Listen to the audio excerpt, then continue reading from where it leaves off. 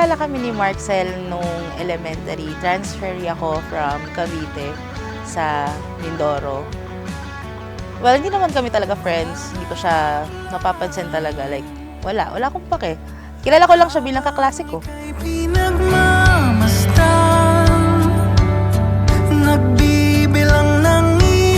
Bata pa lang, magkakilala na kami.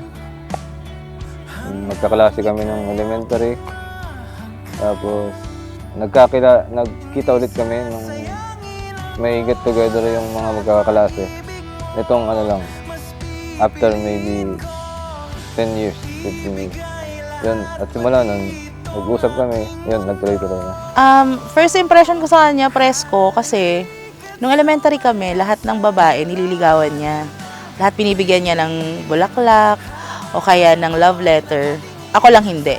Hindi ko alam kung bakit. Ito,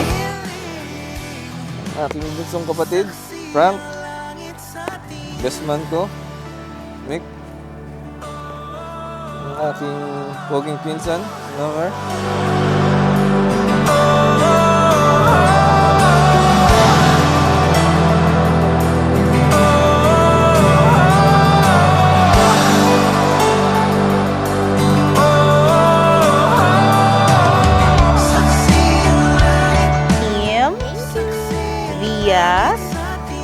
Aya, Thank you.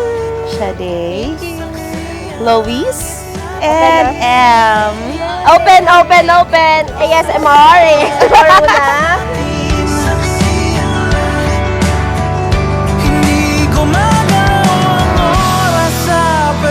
Ay, mahal, ito na yun, yung pinapangarap natin. Tsaka yung sobrang pinapangarap mo, matutupad na. Yung makasal ka sa crush mo. Ito na yun. I love you. Yan. Kita-kits mamaya. Stretching ka na.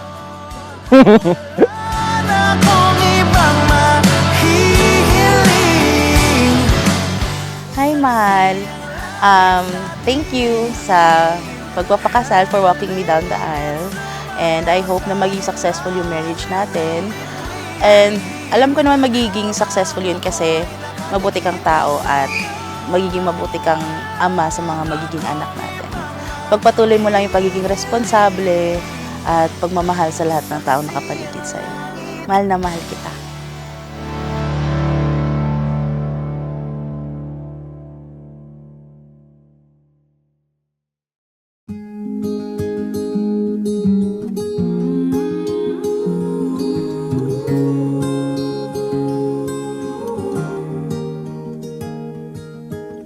You say there's so much you don't know. You need to go and find yourself. You say you'd rather be alone. Iyak na yan. Cause you think Kamusta ka, te? Kinakabahan ako. Tanungin mo, kamusta ako? Kamusta ka? Okay lang naman. Malapit na bumigay. that the growing only happens on your own.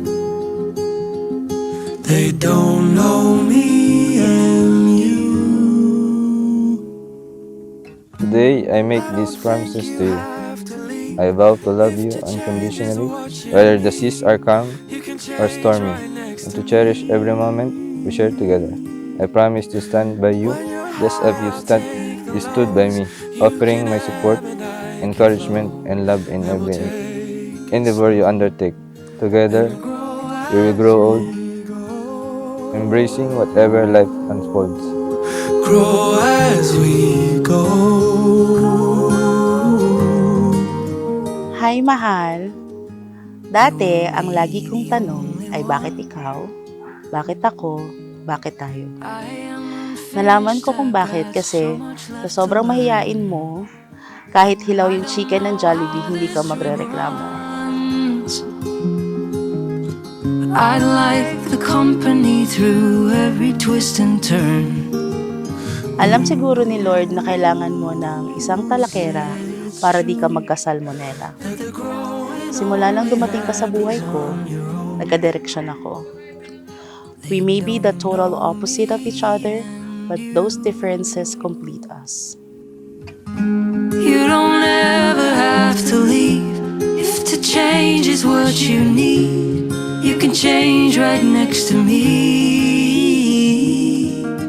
Pinapangako ko na pipiliin kita araw-araw, mamahalin habang buhay, maubos man ang mga buhok mo, hahalikan pa rin kita kahit gilagid na lang ang meron ka. Grow as we go. Kung dadating man ang panahon na susubukin tayo ng panahon, lagi kong aalalahanin kung saan tayo nagsimula. Ipapaalala ko sa'yo, sa sarili ko, na mas mahal magpaanal kesa magpakasal. Will become Walang ibang makakapaghiwalay sa inyo kundi ang kamatayan lamang. Kaya, marriage should be love-giving. Kaya kung makikita natin sa 1 Corinthians chapter 13, nakadefine ang pag-ibig. together. Tell me you don't wanna leave, 'cause if change is what you need, you can change right next to me. When you're high, I'll take the lows. You can ebb and I can flow. We'll take it slow and grow as we go. Thank you for bringing me to the altar in front of all of our loved ones. I promise to protect and cherish our marriage until the end of time. Our love story wasn't perfect, the journey wasn't smooth, but everything is all worth it. I love you.